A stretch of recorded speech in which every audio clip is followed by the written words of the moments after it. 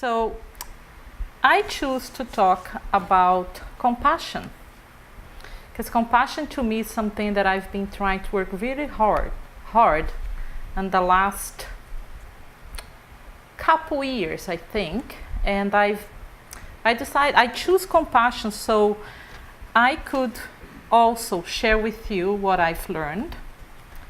And so that we're gonna start my presentation. To start, I decided to look at the definition of the word compassion on the Science of the Meaningful Life that I found in the internet. Because I was thinking, what does the word compassion mean? And I like what I found. It says that compassion literally means to suffer together. Among emotion researchers, it is defined as the feeling that arises when you are confronted with another suffering and feel motivated to relieve the suffering. Compassion is not the same as empathy or altruism, though the concepts are related. While empathy refers more generally to our ability to take the perspective of and feel the emotions of another person, compassion is when those feelings and thoughts include the desire to help. Altruism, in turn, is the kind of selfless behavior often prompted by feelings of compassion, though one can feel compassion without acting on it, and altruism isn't always motivated by compassion. While cynics may dismiss compassion as a touchy-feely or irrational, scientists have started to map the biological basis of compassion, suggesting its deep evolutionary purpose. This research has shown that when we feel compassion, our heart rate slows down, we secrete the bonding hormone, oxytocin, and regions of the brain linking to empathy, caregiving, and feelings of pleasure light up, which results in our wanting to approach and care for other people. As you see, because we always talk about the science base that Spiritist brings to us, I found this information to be quite interesting. And in my personal experience, when I go to the downtown east side to deliver the toiletry bags, I experience an enormous calm and peaceful feeling touches my heart. And I'm sure if you think about how you feel when you have been compassionate, I'm convinced that you felt the same. Now, with this concept on mind, and to have scientific evidence that compassion is good for our body and mind, I would like to explore this question. Why is that compassion is not something that we all practice? To find some of the reasons, I researched the Gospel according to the Spirits, and this is what I'd like to share with you. On chapter 11, item 8, the Spirit Lazarus, Paris 1862, described that we are all imperfect, but we all have the seed of compassion in our spirits. At the origin, humans have only instincts. More advanced and corrupted, they have only sensations. More educated and purified, they have sentiments. The exquisite apex of sentiment is love. Not love in the ordinary sense of the term, but the inner sum that condenses and joins at its ardent focal point all superhuman aspirations and revelations. The law of love replaces the personality with the union of all beings and extinguishes societal misery. Since our origin, we only had instincts. Those in whom the instincts dominate are closer to their starting point than to their goal. In order to advance toward the goal, we must overcome our instincts for the sake of the sentiments. That is, perfect the sentiments while dominating the latent seeds of matter. The instincts are the germinations and the embryos of sentiment. They bring with them progress, just as the acorn contains the oak, and less advanced individuals are those who, ridding themselves little by little of their cocoon, remain enslaved to their instincts. The spirit must be cultivated like a field. All future wealth depends on today's labor. And much more besides earthly goods, labor will bring you glorious elevation. It is then that, comprehending the law of love that unites all beings, you shall find in the sweet joys of the soul, which are preludes to the joys of heaven. Now, we know that compassion is good for us. And we understand now that we all have the seed of the compassion in our spirits. So it is our job to find a way to let the seed grow so we can become compassionate. In the book of the Gospel, according to the Spiritism, the seed of compassion develops and grows with morality and intelligence. And although restrained by selfishness, it is the source of the holy and kind virtues which generate sincere and lasting affections, and which help you to travel the rugged and arid course of human existence. Then I was looking at Jesus, and I did a little bit of research in Jesus and the law of love. Jesus said, "Love your neighbor as yourselves." Now, what is the extent of one's neighbor? Is it family, sect, nation? No, it is the whole humankind.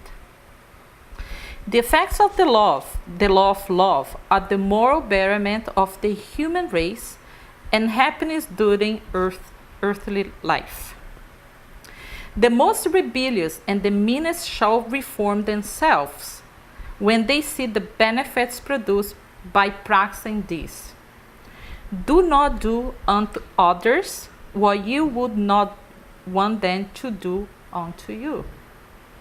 On the contrary, do unto them all the good that is within your ability. Do not believe in the sterility and hardness of the human heart. In spite of itself, it yields to true love. As you see, it's my understanding that since we are all different, and on the different levels of spiritual evolution, by doing all the good that is within our abilities, it is what matters the most. Therefore, we must believe that every person has the ability to do something good to others, and we all have love to share.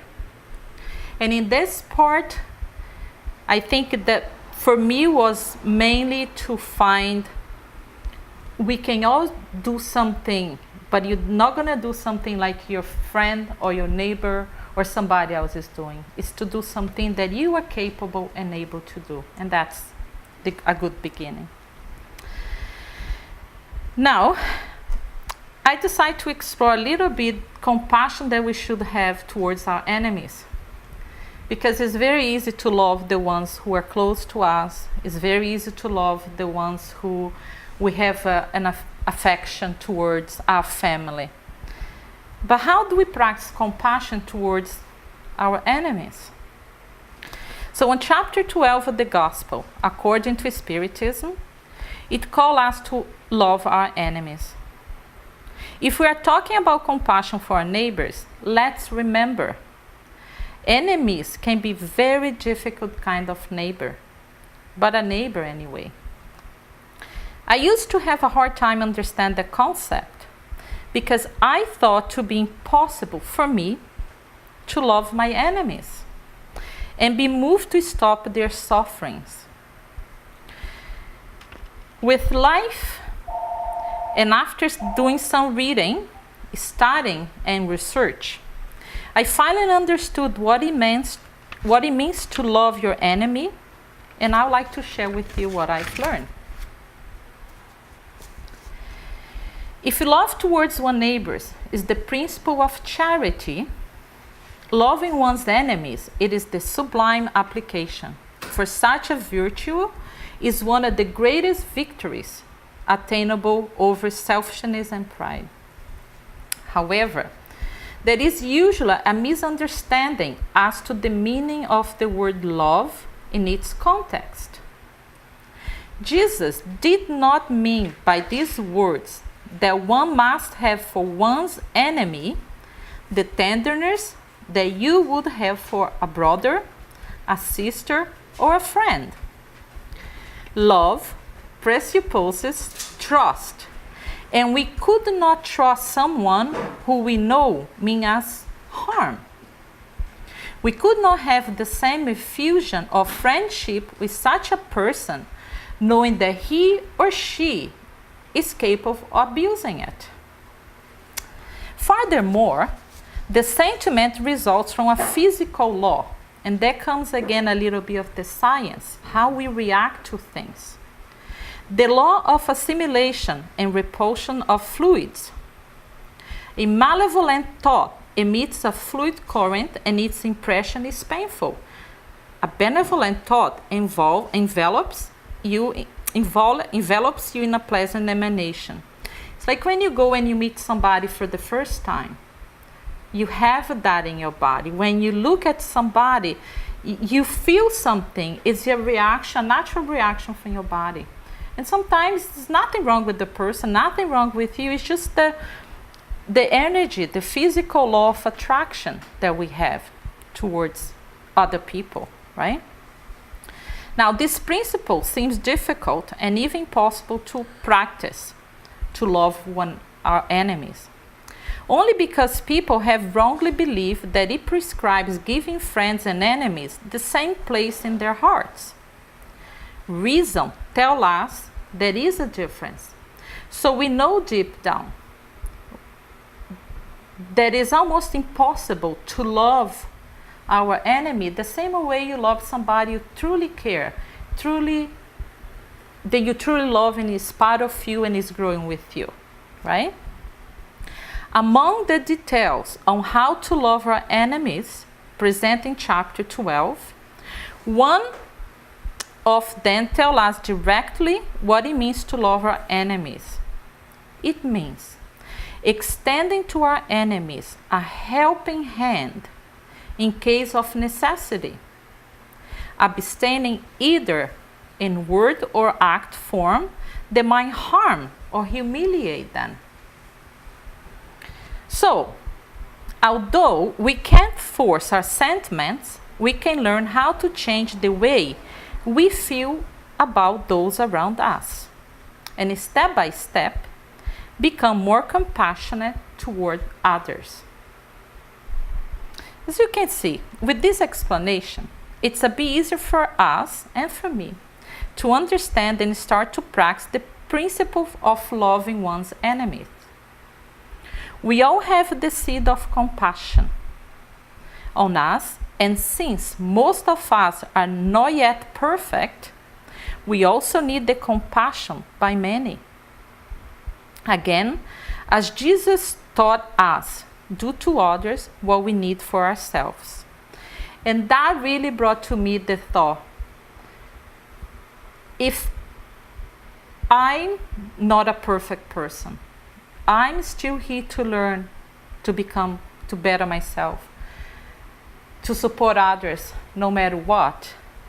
But if I keep judging others, and if I don't learn how to not to talk bad about others, who is going to forgive me? Because I'm also making a lot of mistakes. And we have to make sure, in my case, what I learned, that I have to start the practice of loving others within myself. Now, Another point that I like to bring up regarding the possibility of letting the seed of compassion grow in our spirits, I would like to talk a little bit about selfishness.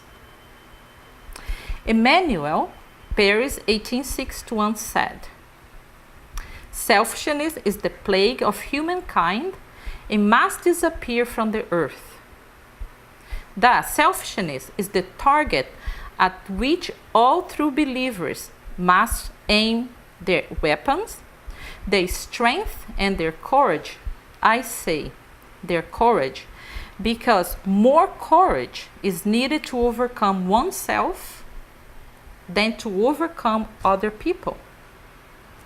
Let all of you, therefore, make every effort to fight selfishness within you, for that monster that devours all minds, the child of pride, is the source of all the miseries on this world. It is the negation of charity and consequently the greatest obstacle to human happiness. Once again, in my opinion, I see the need for all of us to be able to have the courage to look deep into our spirits and find a way to let the seed of compassion grow. Because, as we talk about many times, the only thing that we have control over is the ability to change oneself, not others. And I like to explore a little bit compassion and charity, because they are pretty related to each other. Charity is love in action. And as a compassion moves us to act in favor of the others, in order to do something to stop their suffering, we can only agree with Kardec's proposition: without charity, there is no salvation. If we want one example of compassionate person, someone moved by their suffering and wanting to do something to stop that suffering, we can point out Mother Teresa of Calcutta. Mother Teresa lived a life committed to helping others. She did her work amongst the poorest of the poor, depending on God for all her basic needs. The world stood astounded by her care, since she cared for those usually deemed of little or no value to a society. Amongst her many accomplishments, a hospice center, a center for the blind and disabled, and a leprosy colony were built. Her work of compassion gave her a Nobel Prize in 1979. In her own eyes, she was a God's pencil, a tiny bit of pencil on which God writes what he likes. Mother Teresa is an example how we should put love into action, which is a perfect description of charity. Now, I was looking for something to illustrate compassion, and after doing, some search here and there, I found a little movie. It's a cartoon. The kids are gonna like it, and there is a book in English that I do have and I read to the kids that is called The Giving Tree. So I'll play the movie for you guys. It takes about 12 minutes, and then I'll talk to a little bit why did I choose the movie, and then we'll be finished. I hope you enjoyed the movie. There's a lot of things we could talk. I'm sure each of you learned something, thought about something different. When I was watching, what I saw, it was the compassion of this tree. That in every time, the tree knew exactly what to give. And it was something that the tree had available at that time in the boy's life. And as the boy changes and he grows, the tree always gave something that she was ready to give. And that's what I was thinking, like us, as we grow, as we evolve, if we really look deep down into our hearts, we are going to find something that we can give. Be an old stone. But that was good enough for the old man at that time. It can be a smile, right? It can be a hug. It can be doing something big. It doesn't have to be like Mother Teresa. It can just be saying hello to somebody who's sitting on the sidewalk crying. It could be anything, because we all have the seed of compassion. We all can do something about it, right? Now, as you see, to be compassionate requires that we fully embrace the possibility of change and take each day to look deep in our souls and allow the seed of compassion to grow by doing daily small exercises and moving ourselves out of shells to mitigate any suffering around us by simply giving, like I said, a friendly smile, a minute of our attention to help somebody, not to feel alone in this world.